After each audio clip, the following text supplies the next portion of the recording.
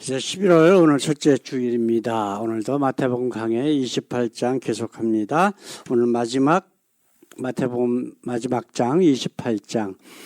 오늘 요절 말씀 5절에서 7절까지 우리 같이 읽겠습니다. 5절에서 7절까지. 천사가 여자들에게 일러 가로되 너희는 무서워 말라. 십자가에 못 박히신 예수를 너희가 찾는 줄을 내가 아노라. 그가 여기 계시지 않고 그가 말씀하시던 대로 살아나셨느니라. 와서 그의 누우셨던 것을 보라. 또 발리 가서 그의 제자들에게 이르되 그가 죽은 자 가운데서 살아나셨고 너희보다 먼저 갈릴리로 가시나니 거기서 너희가 배우리라. 아멘. 오늘 굉장히 중요한 말씀이거든요. 근데 사실 교회에서 교인들이나 목사들이나 가장 무시하는 게 있어요. 그게 뭐냐? 우리 한번 제목 한번 읽어볼까요? 성경에서 가장 중요한 단어, 말씀대로.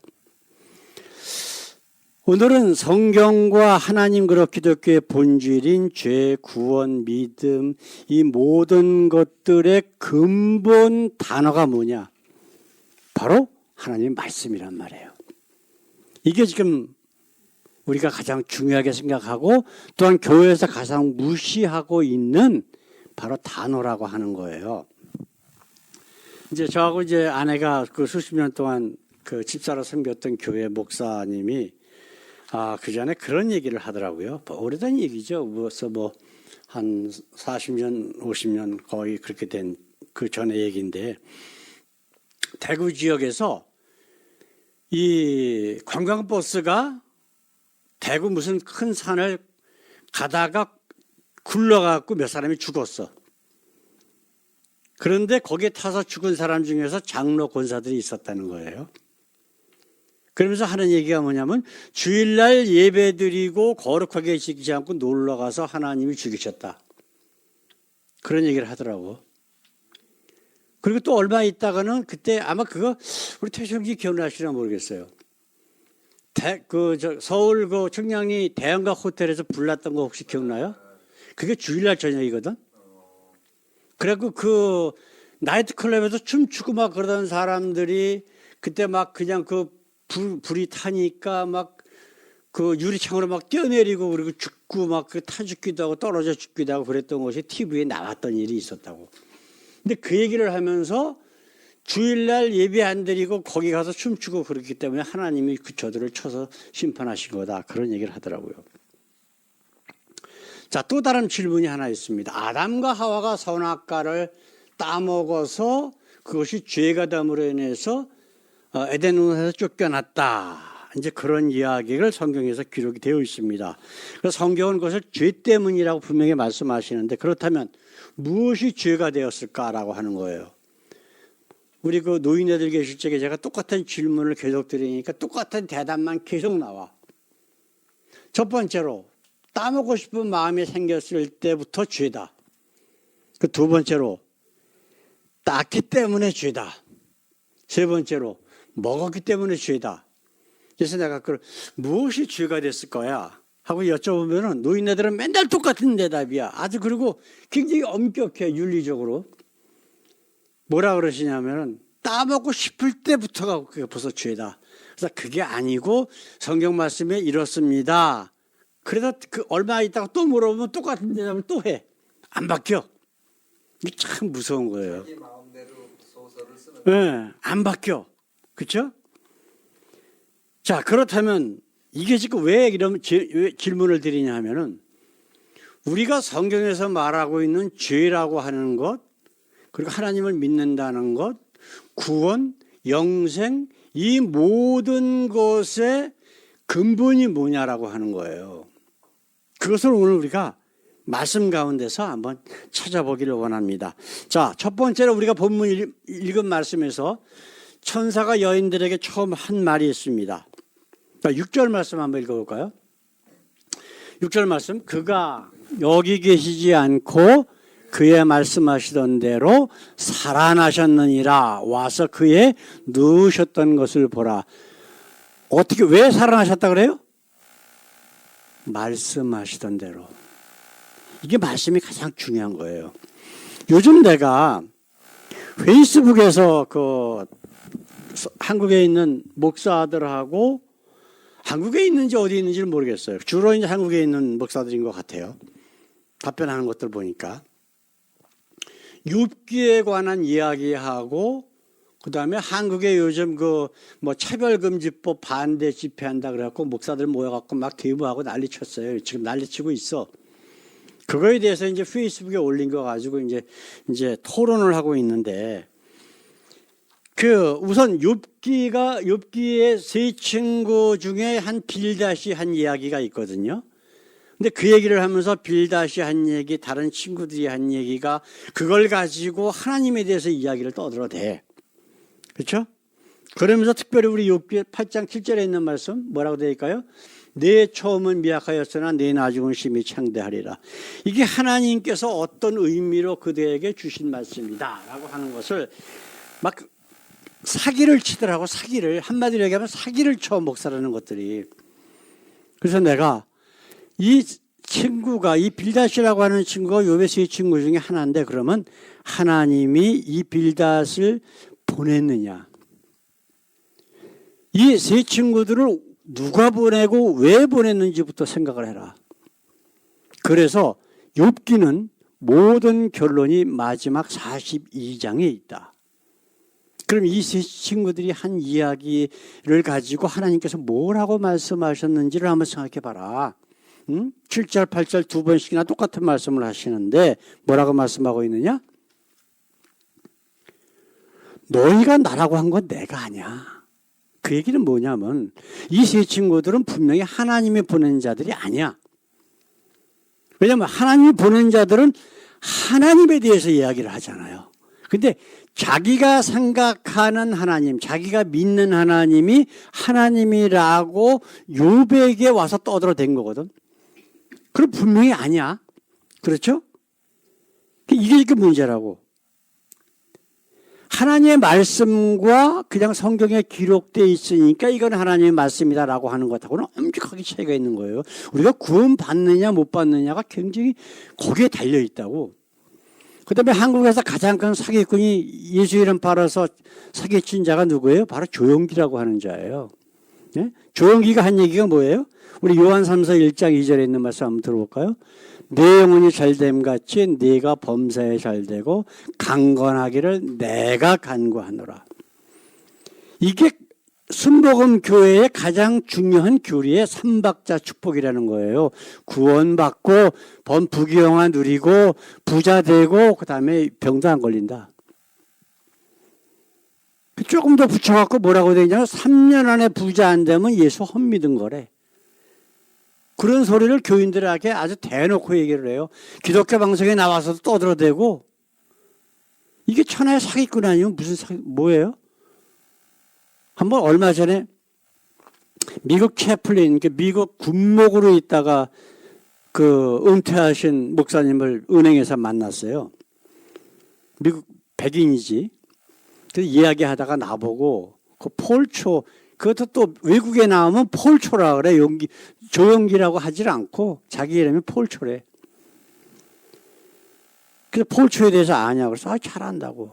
그래서 그 사람에 대해서 어떻게 생각하냐. 그렇게 난 그랬어요. 분명히 그 사람은 기독교인이 아니다. 그러니까 손을 내밀어 악수를 다시 한번 하지. 내가 그렇게 많은 미국 목사들이고 교인들이고 그 조용기에 대해서 내가 물어봤을 때에 너처럼 얘기하는 사람 처음 봤대. 아주 위대한 목사인 것처럼 다 떠들어대지 그 사람의 본질에 대해서 말씀에 기반해서 이렇게 얘기하는 사람은 처음 봤다는 거예요. 이게 지금 그 사람이 이야기한 게 뭐예요? 조용기가 어떻다고? 기독교인이 아니라는 거예요. 그 사람도 그렇게 생각하고 있는 거야. 그 사람 설교를 들어보고 그 사람은 개인적인 관계가 있는 사람도 아니에요. 보지도 못했어. 근데 나는 직접 그 조용기라고 하는 사람이 설교하는 내용을 내가 몇 번 들었거든. 그 교회를 가가지고. 우리 아이들 어렸을 적에 그 금요일 날 철야기도 할 적에 우리 밴에 태워가지고 애들 데리고 가서 거기서 예배도 드리고 그랬던 기억이 있단 말이에요. 근데 들으면 들을수록 이건 하나님의 말씀이 아니야. 그냥 자기가 하고 싶은 대로 떠들어대면서 그게 하나님의 말씀이래. 지금 우리가 읽은 요한 3서 1장 2절에 누가 얘기한다 그랬어요? 누가 강구한다고? 내가가 누구냐고? 요한이라고 하는 인간이에요. 그 사람이 자기 친구 가요 장로라고 하는 사람에게 편지로 인사를 하는 거야. 그냥 하나님이 너 이렇게 해주신다고 약속하셨다가 아니라고. 내가 간구한다, 내가 이렇게 원한다, 너를 위해서 기도한다 라고 하는 거예요. 이건 하나님의 약속이 아니란 말이에요.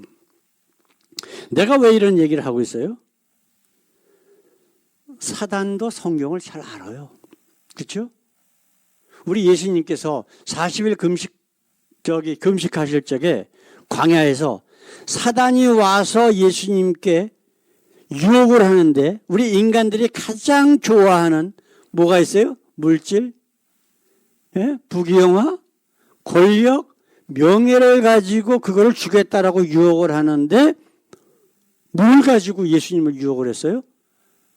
하나님 말씀이에요. 성경에 기록되어 있는 말씀을 가지고 했는데 하나님 말씀이 아니거나 조용기처럼, 지금 조용기나 지금 내가 얘기했던 내 처음은 미약하시라 나중은 심히 창대하리라고 했던 그 빌다시 한 얘기하고 그런 걸 가지고 그런 하나님 말씀인데 또 다른 의미를 가지고 그 자기가 원하고 하고 싶은 이야기를 그 의미로 했다라고 우기면서 유혹을 하는 거야. 근데 대상이 누구예요? 지금 유혹하는 대상이 예수님이잖아. 근데 예수님이 그 사단을 물리치면서 사단의 유혹을 거부하는데 그럼 뭘 가지고 거부를 하셨느냐? 하나님의 말씀. 똑같은 하나님의 말씀을 가지고 사단은 하나님의 말씀이 아니라 성경에 있는 이야기를 가지고 사단은 예수님을 유혹을 하고 예수님은 성경에 기록된 하나님의 약속의 말씀을 가지고 사단을 물리친단 말이에요. 지금 이게 똑같은 거예요. 이게 바로 사단이 하는 짓이에요. 지금 대부분의 교회 목사들이 바로 이런 짓을 하고 있다니까. 그러니까 자기 교인들 그 비즈니스 하는 데다가 다 내 처음은 미약할수록 나중은 심히 창대하리라 그래갖고 딱 갖다 붙여주고 기도해주고 나온다고 목사라는 것들이 이게 누가 한 소리인지도 몰라요. 그게 바로 예수님을 유혹했던 사단이 하는 짓거리하고 100% 똑같은 짓거리잖아. 두 번째로 오늘 말씀 내용이 뭐가 되겠습니까? 한번 우리 볼까요? 자, 모든 것의 기준은 뭐 해야 된다고? 오직 말씀. 내가 조금 아까 처음 말씀드린 것, 자, 처음에 말씀드린 거, 무슨 주일날 놀러 갔기 때문에, 그 관광버스를 굴르게 해갖고 사람을 죽게 했어? 하나님이 심판하신 거예요? 대형가 호텔에 주일날 춤추러 가가지고 그렇게 하나님이 그들에게 불을 내게 해갖고 그 사람을 죽였냐고? 우리 하나님이 그러시는 분이에요? 꺼져가는 등불조차도 끄지 아니하시고 그래서 세상 모든 인류를 구원하시기 위해서 예수님까지 이 땅에 보내시고 십자가에 못 박혀 물가피를 다 흘리고 죽게 하시는 우리 하나님, 사랑의 하나님이 그렇게 하시는 분이냐고. 그러니까 하나님을 완전히 사단을 하나님이라고 부르면서 믿고 있는 거예요, 지금. 그런 것들이. 그런 자들이 목사라고 지금 하고 있다니까, 대부분의 교회에서. 네? 끝까지 참으시는 하나님, 사랑의 하나님을 그 올바르게 가르쳐 주는 게 아니라 자기네가 생각하는 그런 사단을 하나님처럼 믿고 있는 거예요. 그럼 이슬람이 하는 짓은 뭐라고 할까요? 이슬람도 하나님 믿는다 그래요. 알라라고 하는 게 구약의 하나님이야. 하나님 믿는다 그래요. 그럼 유대인들도 하나님 믿어. 그렇죠? 근데 그들을 보고 예수님 뭐라 그러셨어요? 이 독사의 자식, 마귀 자식이라고 그러셨어. 네? 참 하나님을 자기를 통해서 알려주고 보여줌으로 인해서 그들이 회개하고 돌아오게 하기 위해서 예수님이 이 땅에 오시고 우리의 모든 죄를 짊어지고 가신 거란 말이에요. 그럼에도 불구하고 사단이 원하는 그런 가짜 하나님을 믿도록 만드는 것이 기독교다? 이건 도대체 말이 안 되는 거야. 그렇잖아요. 그렇죠? 자, 아담과 하와가 죄를 지었을 때 어떤 게 죄냐? 우리 창세기 15장 13절에 있는 말씀, 선악을 알게 하는 나무의 열매는 먹지 말라. 그죠? 내가 먹는 날에는 반드시 죽으리라 하시니라. 자, 그렇다면 어느 때 죄가 된 거예요? 먹지 말라라고 하셨는데 그거를 어겼으니까 먹었기 때문에 죄가 된 거예요. 그죠? 먹고 싶은 마음이 들었을 때도 아니고 땄을 때도 아니에요. 따도 상관이 없어. 갖다가 놓고 하나님의 말씀을 계속 생각하면 오히려 더 좋아. 그죠? 근데 그걸 먹었기 때문에 하나님은 분명히 먹지 말라 그러셨다고. 그 때문에 그게 죄가 된 건데 실제적으로는 먹었기 때문에 죄가 아니라 뭐가 죄가 됐을까요? 그거야 바로. 하나님 말씀을 무시했기 때문에 죄가 된 거예요. 예? 요즘 한국에서 페이스북에서 토론을 많이 해요. 차별금지법 뭐 어쩌고 저쩌고 하는 거 가지고도 얘기를 하고. 나는 지금 우리 말씀 나눈 것처럼 하나님의 말씀을 가지고 당신들이 차별금지법을 현재 지금 차별하고 있는 거, 예를 들어서 어떤 사람이 동성애를 하는 게 군대에서 걸리잖아요. 그럼 강제로 퇴직을 시켜요. 회사에서도 쫓아내. 근데 물론 그게 하나님 보시기에 죄야. 그러나 그들을 심판하는 건 누구에게 있어요? 하나님께만 있는 거야. 마지막 날에 그들은 분명히 그들이 회개하지 않고 돌아서지 않으면 하나님이 지옥으로 보내실 텐데 왜? 하나님 말씀을 무시했기 때문에. 그리고 남자가 여자가 결합해서 가정을 이루고 하는 그런 성관계를 맺고 하는 모든 것들이 하나님께서 이 땅에 우리를 위해서 만들어 놓으신 모든 창조 섭리란 말이에요. 근데 자기의 어떤 더 강한 육체적인 어떤 그런 성욕을 위해서 그런 동성애를 한다? 그건 하나님을 무시하는 거지. 그러면 하나님이 심판하실 문제지 우리가 심판할 문제는 아니거든. 그럼 그런 것들을 차별하는 것을 금지하는 법을 지금 아마 몇몇 사람이 만들려고 하는 것 같아. 또 지난번 대통령 선거 때도 그 기독교 신문 언론의 그 기자가 한기총 그다음에 한기련 이런 목사들 가서 인터뷰하는 내용을 나와 보니까 윤석열은 차별금지법을 제정을 반대를 하기 때문에 우리는 윤석열을 지지한다. 아주 대놓고 얘기를 하더라고. 그러니까 그 기자가 아니 이 사람은 무당신을 믿는 사람인데 어떻게 기독교 목사가 그 사람을 지지할 수 있습니까? 이렇게 상관없대. 차별금지법만 반대하면 우리는 지지 안 되는 거예요. 이게 목사들 입에서 나올 소리입니까? 자, 그렇다면 이렇게 한번 생각해 보십시다. 자, 무당과 차별하는 것. 성경에는 뭐라고 되어 있을까요? 차별하는 그런 동성애라든가 어떤 그런 걸로 인해서 차별하면 안 되는 거야. 우리 하나님의 말씀을 보면은.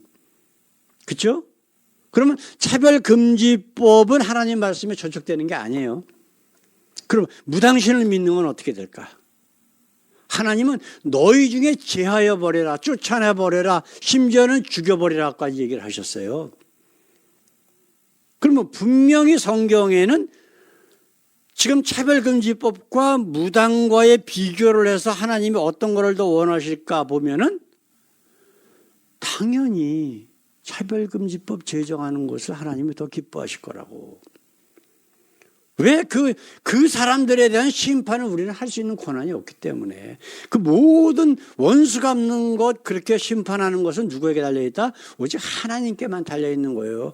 그러면은 그거를 차별을 해가지고 그들을 심판해서 한다는 것은 지금 여태까지 장로교, 장로교하고 천주교가 수백 년 동안 유럽에서 자기네 교리 안 믿는다라고 얼마나 수십만 수백만 명의 사람들을 박해하고 죽였다고 똑같은 거잖아요. 그거하고 뭐가 틀려?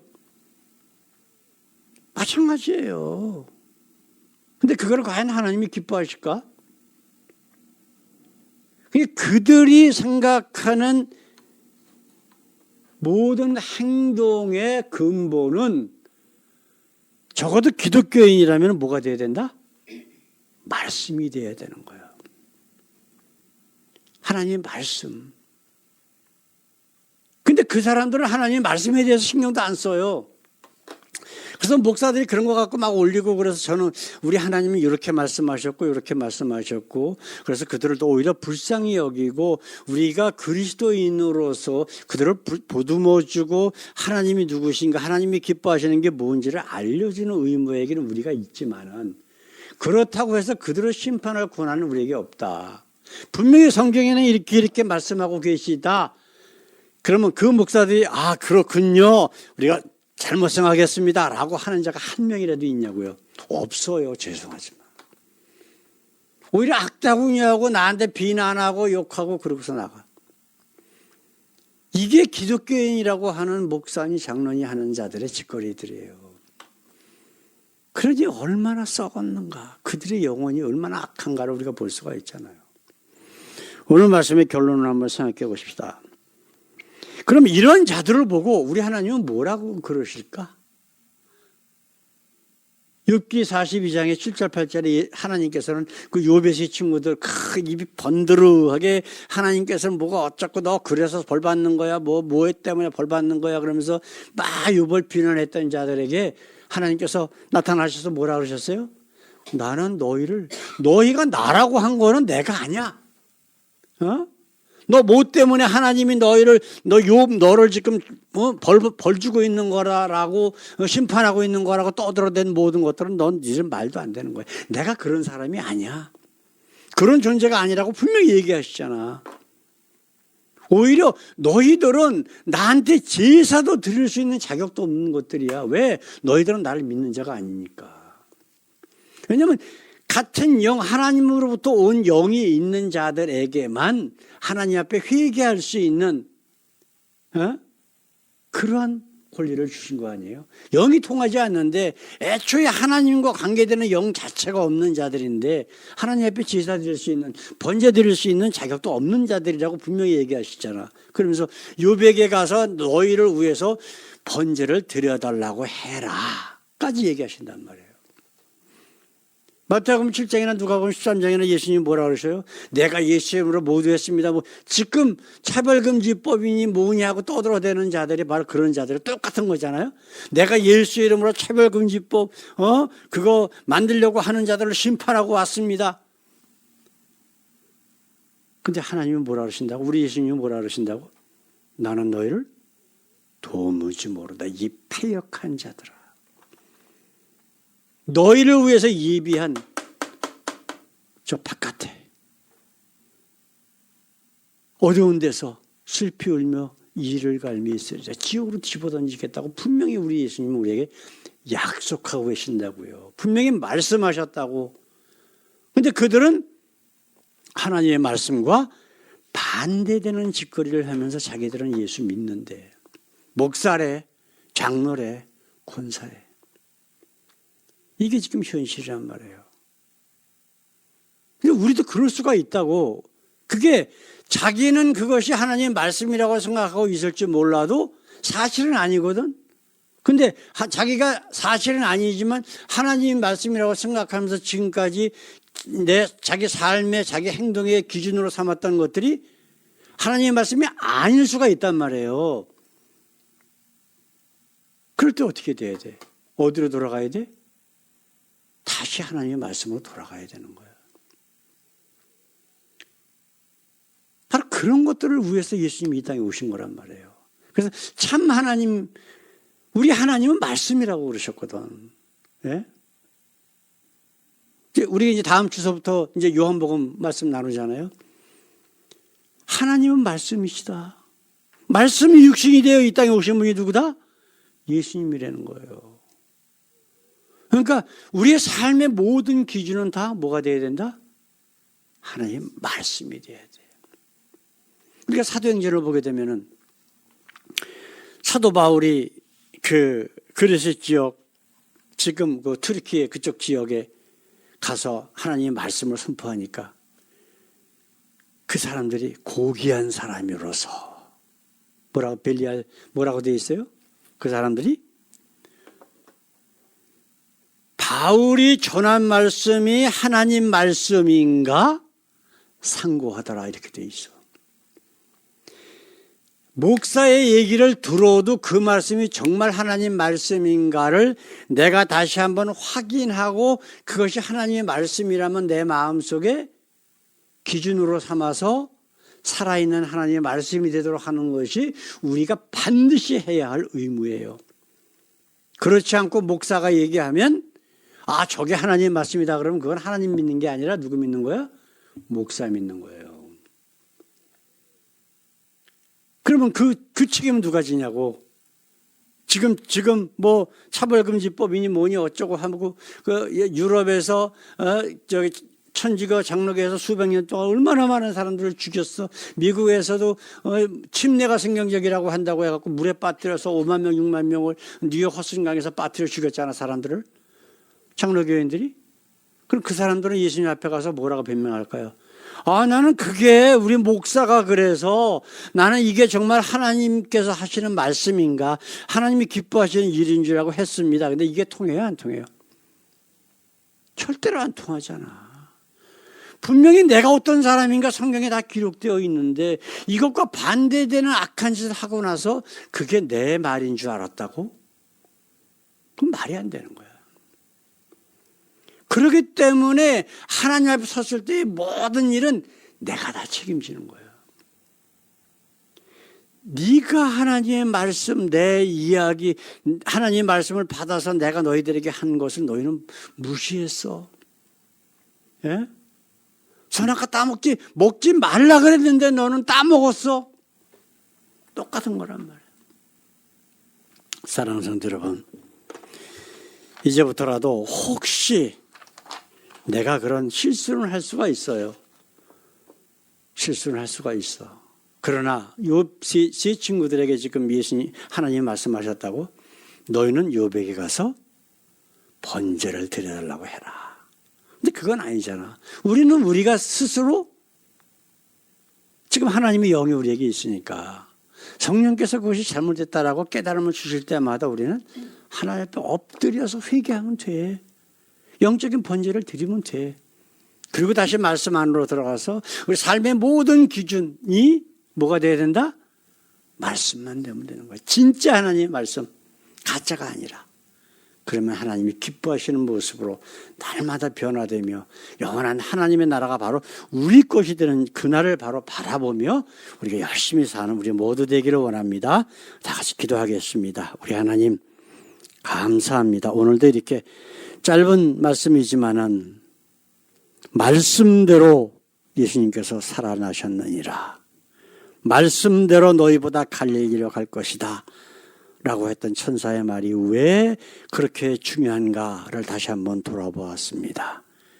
우리의 모든 삶의 기준이 목사의 말이 아니라 세상적인 말이 아니라 윤리나 아버지의 세상적인 가르침이 아니라 바로 하나님의 말씀이 되게 하시고 그래서 하나님이 기뻐하시는 모습, 하나님을 경외하는 모습으로 날마다 변화될 수 있도록 저희들을 인도해 주시옵소서.